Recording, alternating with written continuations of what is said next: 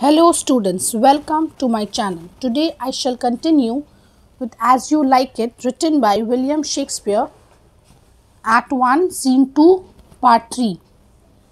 Part 1 and Part 2 already explained है, descriptions में link है, प्लीज़ वहाँ से जाके उसको सुन लीजिए।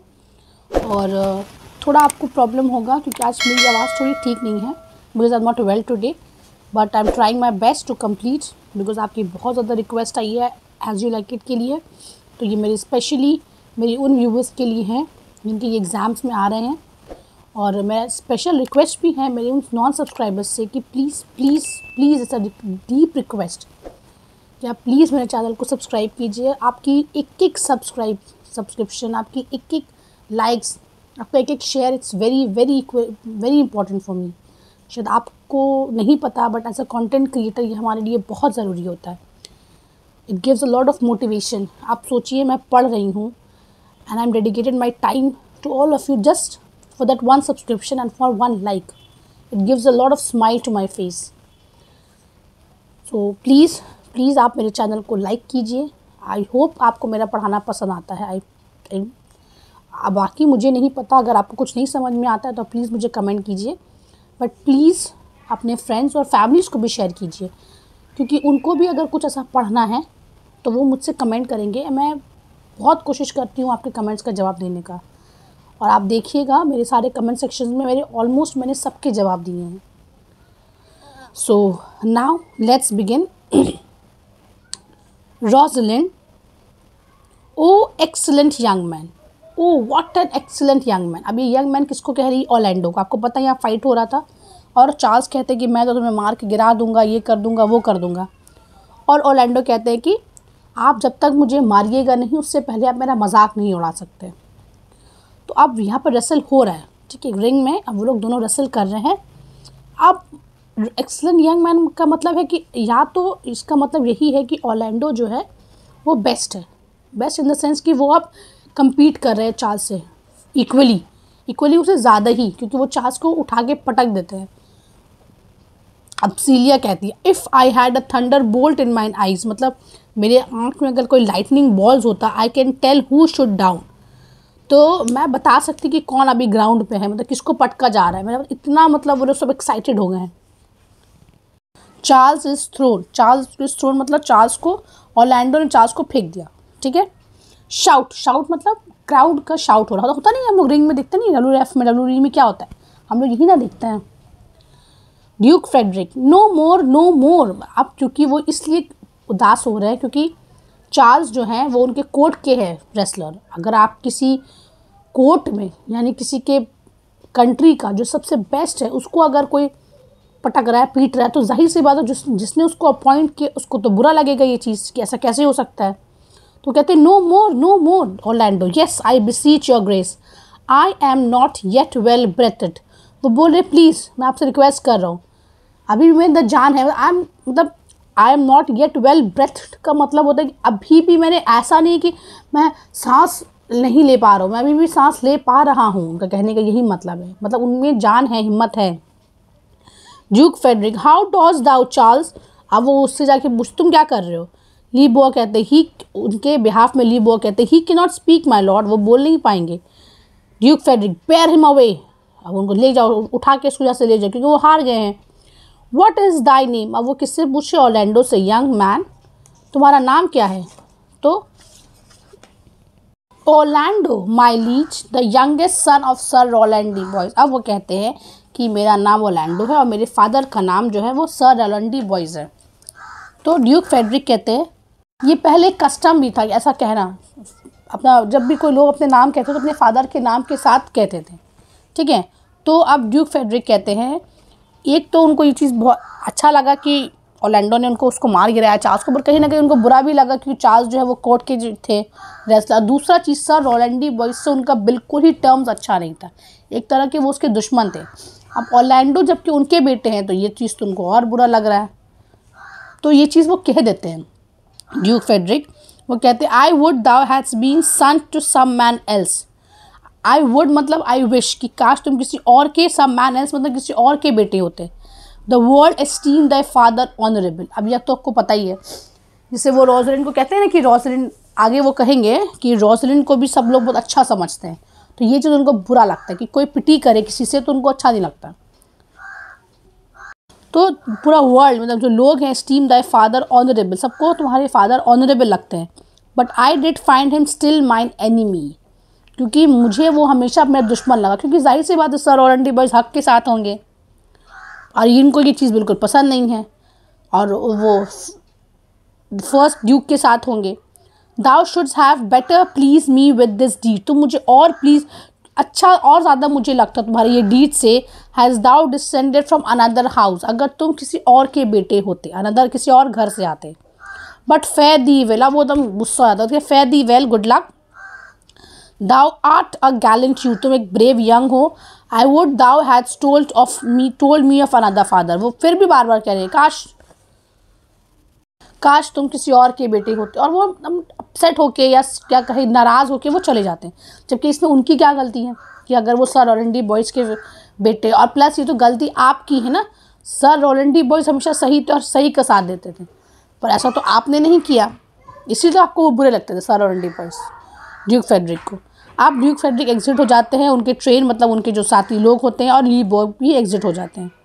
सीलिया कहती है, अब उनको ये चीज़ बड़ा ख़राब लगता है कि मेरे फादर ने ऐसे कैसे किसी को ट्रीट कर सकते हैं भाई, आखिर वो जीता है, कुछ तो उसको इनाम देते, कुछ तो उसको प्रेज़ करते, सिर्फ जस्ट बिकॉज वो सर ऑरेंडी बॉयज़ का बेटा है, कोई इज्जत नहीं कुछ नहीं, वो चले गए निकल के यहाँ से, जबकि ऐसा नहीं है, उनको कुछ तो मिलता। तो सीलिया कहती है for I my father cause would I do this, अब वो कहती है कि अगर मैं अपने फादर की जगह होती, कज़न मतलब इससे पूछती है रोजलिन से, क्या मैं ऐसा करती ऑर्लैंडो। अब वो ऑर्लैंडो कहता है आई एम प्राउड, अब उनको बड़ा बुरा लगता है कि अगर मैं किसी और का बेटा होता, ये क्यों कह रहे हैं वो, तब वो जवाब देते हैं, वो तो ऑलरेडी वहाँ से जा चुके हैं, पर फिर वो जवाब देते हैं I am more proud to be sir Rowland de sons, मैं बहुत प्राउड हूँ, हिज यंगेस्ट सन हूँ मैं, and would not change that calling, अब मैं वो कभी नहीं बदलूँगा अपने आप को कहना।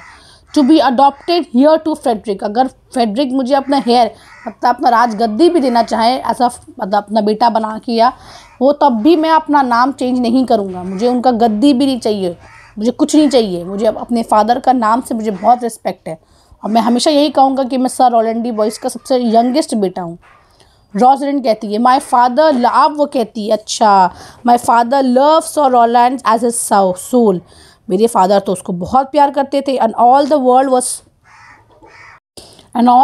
Was of my father's mind, और मतलब बुरे जो लोग हैं वो मेरे फादर के ओपिनियन को शेयर करते हैं। Had I before known this young man his son, अगर मुझे पता होता कि जो यंग मैन है उनका बेटा है, I should have given him tears, मतलब मैं आंसू भी अपना दे देती, and to entreaties ere means before he should have ventured, मतलब वो जो रिस्क लिए अपनी लाइफ के साथ, मैं उनको और कन्विंस कराती, इतना मतलब कि मैं रो देती, अगर मैं नहीं भी कन्विंस करा पाती उनको तो मैं रो देती, पर मैं उनको ये वेंचर यानी कि जो इन्होंने जब ये फाइट किया उसको उससे मैं उसको रोक के मैं रहती, अगर कुछ हो जाता तो। सीलिया जेंटल कज़न वो कहती हैं let us go thank him and encourage him, चलो हम लोग को उसको इनकरेज करना चाहिए।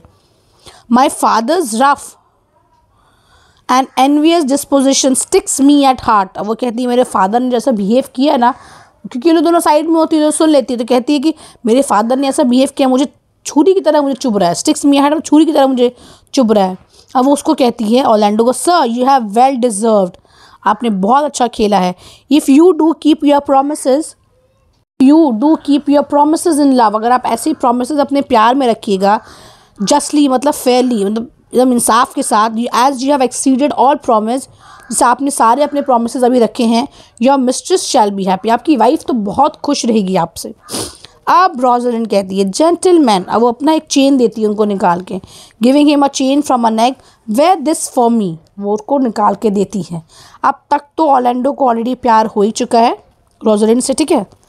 One of suits with Fortune, ये मैं दे रही हूँ एज अ गुड लक, पर मैं क्या कहूँ, मैं तो खुद ही मैं डाउन हूँ फॉर्चून में, क्योंकि मेरा फॉर्चून अच्छा नहीं है, मेरे फादर को निकाल दिया गया, इन द सेंस वो ये सोच रही है और कह रही हैं that could give more but her hands lack means, मैं आपको और देती, बहुत कुछ देती, पर मेरे हाथ में कुछ है ही नहीं, मैं खाली हूँ। शैल वी गो कज़न, वो पूछती है सीलिया से, Celia ay fare you well fair gentleman, अब वो कहती है फेयर, अब मैं जा रही हूँ, सबको गुड बाय कहती है। अब ओलैंडो अपने आप को कहते हैं, मतलब उन्हें एकदम मेस्मराइज हो जाते हैं जब उनको वो चेन पहनाती है ना, लाइक मतलब उनको कुछ समझ में ही नहीं आता कि उनके साथ क्या हो रहा है, वो क्या बोल रही है, वो लोग क्या कह रही है, उनको कुछ समझ में नहीं आता है। ओके, ओलैंडो कहते हैं can I not see I thank you, और जब वो पहनाती ही ना तो ऐसा लगता है कि ना वो थैंक यू भी नहीं बोले उनको। ठीक है, वो बोलते क्या मैं खुद को, वो उसके बाद वो खुद से बात करते क्या मैं थैंक यू भी नहीं बोल सकता था। My better parts are all thrown down, मेरा जो सब कुछ बेटर पार्ट्स मतलब मेरे जो ब्रेन का जो वर्किंग सिस्टम है काम करने का, वो भी चला गया है। थ्रोन डाउन मतलब रेसलिंग में उसको भी हम खो दिए हैं। That which here stands up, और मैं खड़ा हूँ क्या हूँ, इस but a Quentin, a मियर lifeless block, मैं एक डमी हूँ, मैं लाइफलेस ब्लॉक हूँ, मतलब मैंने कुछ कहा भी नहीं उससे, और वो जा रही है ऐसे ही, मतलब वो अपने आप को भी बोल रहा है और उनको कहना चाहते हैं पर वो कह नहीं पा रहे हैं। अब रोजलिंड कहती ही कॉज इज बैक, अब रोजलिंड कहते हैं कि मुझे बुला रहा है। My pride fail with my fortunes, I will ask him what he would. ठीक है, क्या वो करेंगे। डिड यू कॉल सर, उससे पूछती हैं ओलैंडो से, did you call sir you have wrestled well and overthrown more than your enemies. तो अब वो कहती हैं कि आपने बहुत अच्छा रेसल किया है और अपने एनिमीज़ को भी फेंका है और भी कुछ ओवरथ्रोन हो गया आपसे, कॉन्कर्ड आपने जीत लिया है। मतलब आपको समझ में आ गया ना कि रोजलिंड अब कह दी इनडायरेक्टली कि आपने मुझे भी जीत लिया है। सीलिया विल यू, अब वो कहते विल यू गो कज़न, वो बात करना चाह रही है उससे पर वो बात ही नहीं कर पा रहे। ओलैंडो मेस्मराइज हो गए एकदम। Rosalind have with you farewell, अब वो उनको लगता है कि वो कुछ बोल नहीं रहे हैं तो फिर वो चली जाती है। अब ओलैंडो कहते हैं what passion hang these weights upon my tongue, और जो वो पहने रहते हैं ना चेन, बोलते क्या है ये पैशन जो मेरे ज़ुबान को रोक दिया है। I can not speak to her yet she urged conference, देखिए ना यहाँ पे वो कॉन्फ्रेंस कर रही है ना, उससे पूछ रही है रोजलिंड कि क्या है आपने अपने एनिमी से ज़्यादा कर दिया है ये वो। तो अब वो कह रहे कि वो मुझसे बात करना चाहती थी पर मैं फिर भी बात नहीं कर पाया। ओ पुअर ओलैंडो दाउ हार्ट ओवरथ्रोन और चार्ल्स और समथिंग वीकर मास्टर्स डी। अब वो कहते हैं क्या तो तुमने चार्ल्स को फेंक तब गिरा दिया है, हरा दिया है, जीत लिया, या तुमने उससे और किसी चीज़ पे मास्टरी कर ली है, मतलब प्यार में। अब एंटर लीबो होते हैं। लीबो कहते हैं good sir I do in friendship counsel you.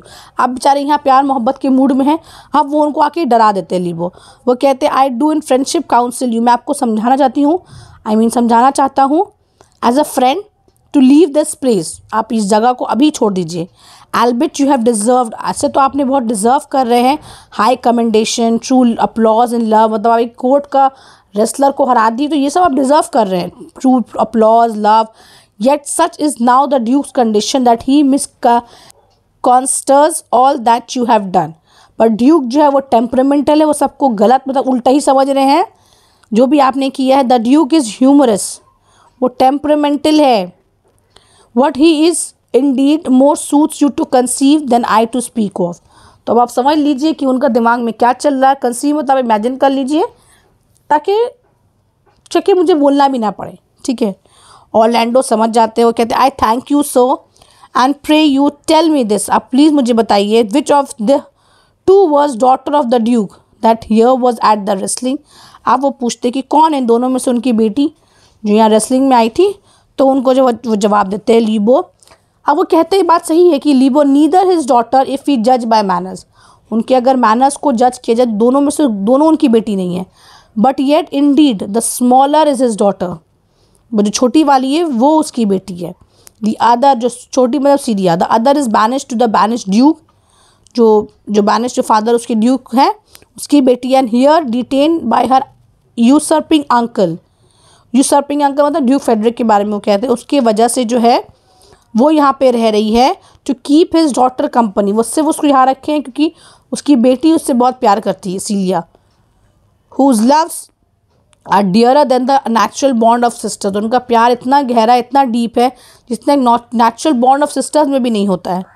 But I can tell you that of late this duke had taken displeasure against the gentle niece. हाँ, पर मैं आपको ये भी बता दूँ लेट मतलब रिसेंटली ये ड्यूक डिस्प्लेजर है, मतलब इनको यहाँ पे भी कुछ लग रहा है अपनी नीस से वो खुश नहीं है। Grounded upon no other arguments, कोई आर्ग्यूमेंट नहीं है इनका खुश रहने का, बस सिर्फ एक वजह है that the people praise her for her virtues, क्योंकि लोग उनको उनके वर्चूज़ की वजह से उनको मान रहे हैं, पसंद कर रहे, इसलिए उनको पसंद नहीं आ रहा है। And pity her for her good father sake, और रहम कर रहे हैं उसके ऊपर ना कि उसके फादर जा चुके हैं यहाँ से, तो लोग उस पर रहम कर रहे हैं, बस यही चीज़ उनको बुरा लग रहा है। And on my life his malice against the lady, और मैं ये चीज़ ऑन माई लाइफ मतलब मैं स्वेयर कर सकता हूँ, उनका जो मैलिस, उनका जो नफरत है against the lady will suddenly break forth, वो आगे इवेंचुअली हो जाएगा, इरप्ट हो जाएगा, वो छुपने वाला नहीं है। Sir fare you well hereafter in a better world than this, इससे अच्छा वर्ल्ड में आप जाइए। I shall desire more love and knowledge of you, और मैं बहुत खुश रहूँगा, मतलब मैं आगे आपके बारे में जानने की ज़रूर कोशिश करूँगा, and I will love to do that. तो ऑर्लैंडो कहते हैं I rest much bounded to you, और कहते हैं मैं आपके ऊपर बहुत आभारी हूँ, इंडेटेड हो गया हूँ, आपने मुझे इतना बड़ा इन्फॉर्मेशन दे दिया, एक तो मेरे जान के ऊपर और एक दूसरे ये इन्फॉर्मेशन कि कौन बेटी है। फेयर यू वेल, वो कहते हैं गुड बाय, और लीबो एग्जिट हो जाते हैं। अब ऑर्लैंडो कहते हैं thus must I from the smoke to the smother, यहाँ पे वो सही बात कह रहे हैं कि मैं फ्राइंग पैन से एक फायर में आ गया हूँ, मतलब इन द सेंस कि होता नहीं है आसमान से गिरा तो खजूर पे अटका, वही मिसाल यहाँ पे वो दे रहे हैं। From a tyrant Duke unto a tyrant brother, मतलब एक टायरेंट ब्रदर से उठ के मैं आया था, मैं टायरेंट ड्यूक के पास आ चुका हूँ, दोनों ही मेरे जान के दुश्मन हैं। But heavenly Rosalind, oh but अब वो रोजलिंड के बारे में सोच के कहते वो तो एकदम जन्नत की तरह, एकदम पैराडाइज की तरह, ओ हेवनली रोजलिंड, और फिर वो भी यहाँ से एग्जिट हो जाता है। तो यहाँ पे आपको समझ में आ गया है कि ऑर्लैंडो बहुत ही ब्रेव है, वो चार्ल्स को भी हरा देते हैं, वो इतने ब्रेव है।